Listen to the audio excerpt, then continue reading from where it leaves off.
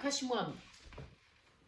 John organises a running race around a park. He assumes that the probability of each person entering the race being male is 0.7. So the first thing you're going to do is you're going to calculate the probability of the first 20 people to enter are all male. So that's basically male and male and male and male 20 times. So the way that you would answer that is simply 0.7 times itself 20 times. So to 3 significant figures, there's your answer. Part B, it then says calculate. Now calculate means you can just put it in your calculator. So you've got a binomial distribution where n is 6 and the probability of success, the success being male, is 0.7. So you could just do BPD in your calculator using whichever method you like and just put that in your calculator and you'll get the answer 0.185. If you wanted to, you could use the formula, but there's no need because the calculator has, sorry, I just went back there, because your calculator has just said find. So there's absolutely no need for you to actually put it in your calculator, but that's what you would have put in your calculator if you wanted to. Right, question 2. So this is a good question. It's taken off one of the sample papers because it mixes up your binomial from your pure maths. So part A, this is going to get you to use the binomial expansion formula from your first question. So write down and simplify the first 4 terms. And the bit that I think what is a bit annoying on this, it wants ascending powers of x. Now they've done that because you're automatically, if you use the formula in the way that it's given, you'll get descending powers of x. So what you could do is you could swap the x and the y round. You've just got to make sure your first term has x to the 0, and then your next one x to the 1, x to the 2, x to the 3. So that's a nasty little twist in that question there. It might have been easier if you'd just swapped those round to have got them, but that is what they are looking for because it also wants them simplified. So that's a bit of pure maths there for your first part. Given that the terms in x squared y to the 5 and x cubed y to the 4 are equal, find the value of x over y. So you just take them from your last question. So using the stuff from part A, you would put them equal to each other and then you would simply simplify that expression. So you would divide your x, this term here, by your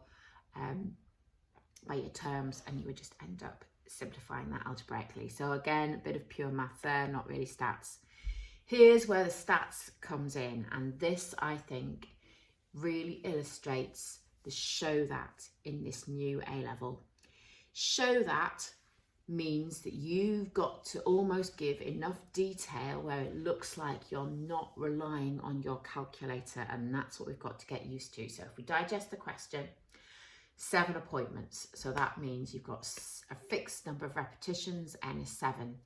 Probability of success is 3/8. So they've told you it's binomial and they've given you your n and your p. It's this show that that's the issue. Now for your show that, we think that you are going to have to make it look like you are putting it into the formula. It's a little bit annoying, so I've used the mark scheme here, and for whatever reason, instead of writing the 7C2 with the 7 up there, they've sort of got it dropped down there, but it's absolutely fine. So this seems to be what they're wanting you to do. Show that it's gone into the formula, find the probability of L being 2, the probability of L being 3, actually calculate them and show that they are equal. So that is what it was aiming for. So a bit of a nasty question simply because of the word or the phrase show that. So that's what they're looking for there. Right, some exam questions. So this mixes it up with our discrete probability distribution. So you can have a quick look at the questions there. So, first question.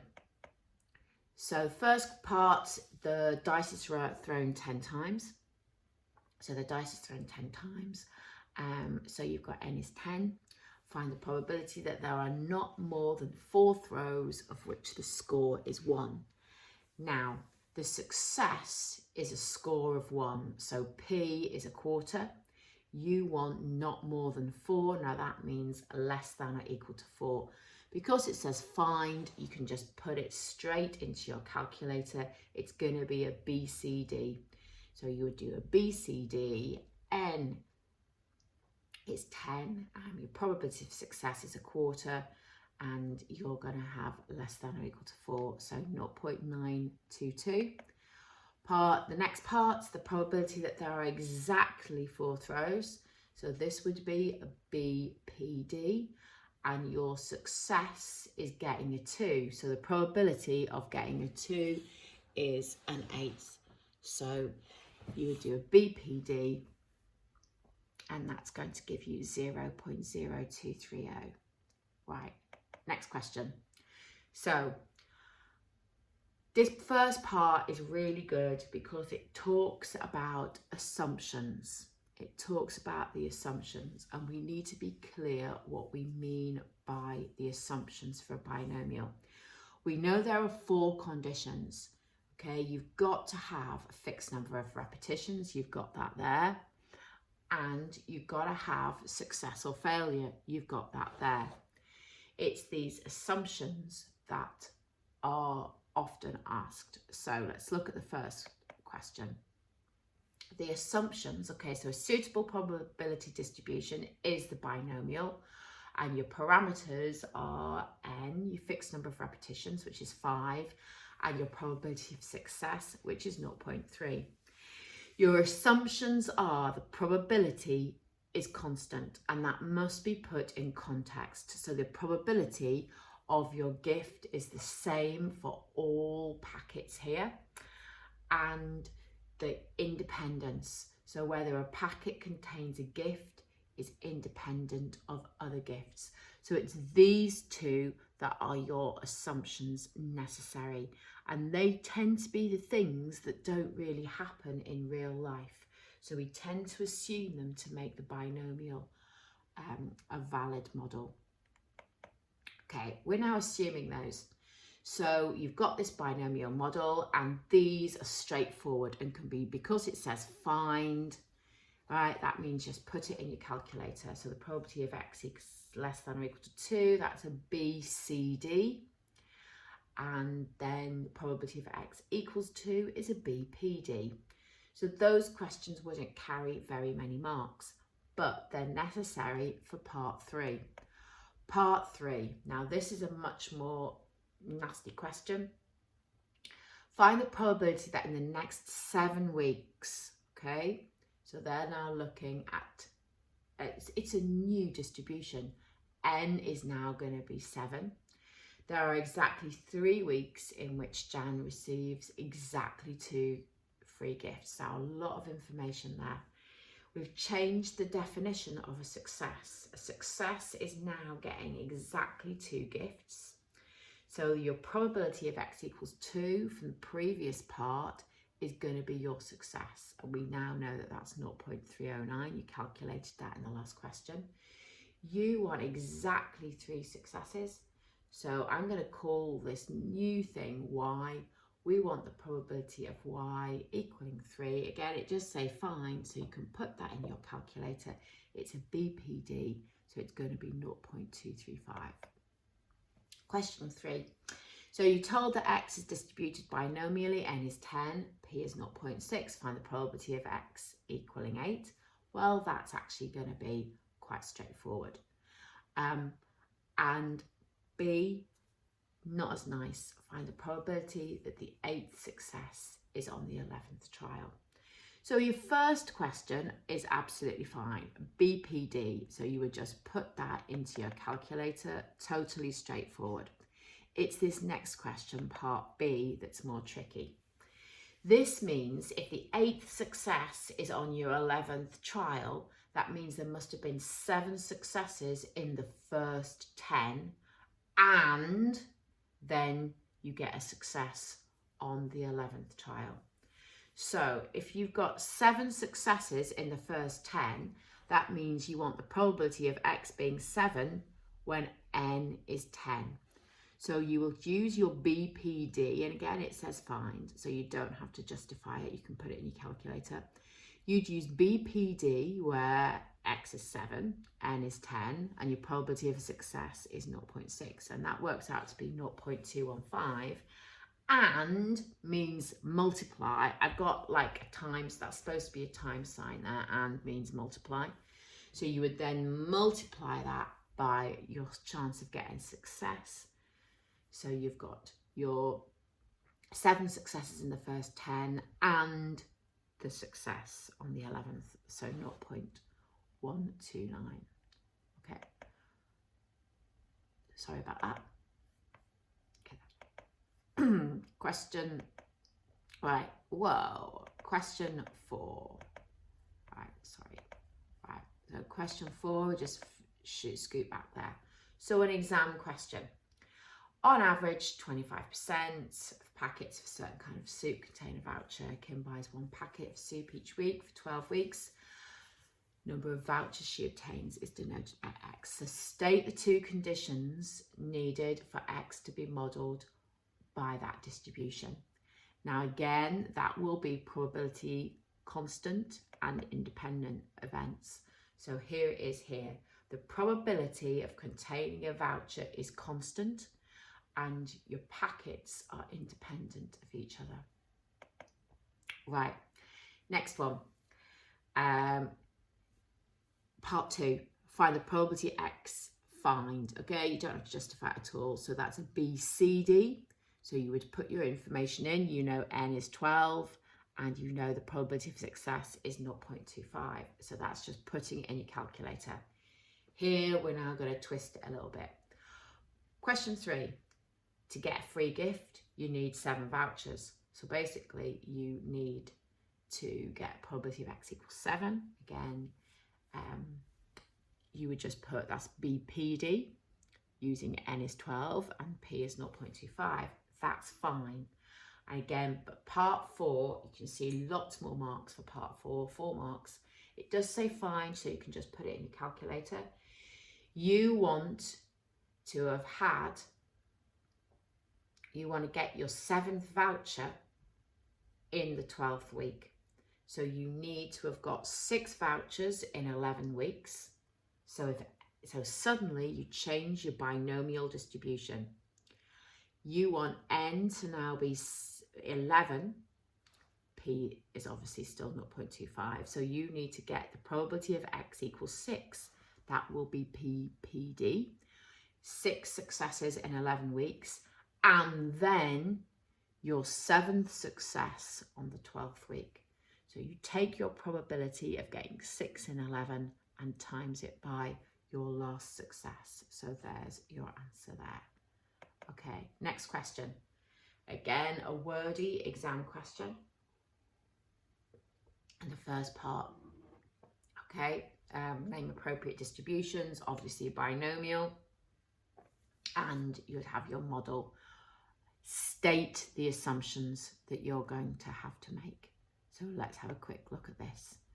So you can see that you've got a fixed number of repetitions, n is 10, binomial, probability of success is 90% or 0.9. It's these assumptions, okay, constant probability. So the probability of you germinating is constant, or the probability of germinating is the same for all seeds, and your seeds are independent. So putting it in context. Part 2, find. So that's shoving it in your calculator that fewer than 8 seeds germinate. Now, finding the probability of fewer than 8, that means a less than 8, which is less than or equal to 7. So less than or equal to 7, so it's BCD, and you would find the probability of X being less than or equal to 7 under the model where n is 10, p is 0.9.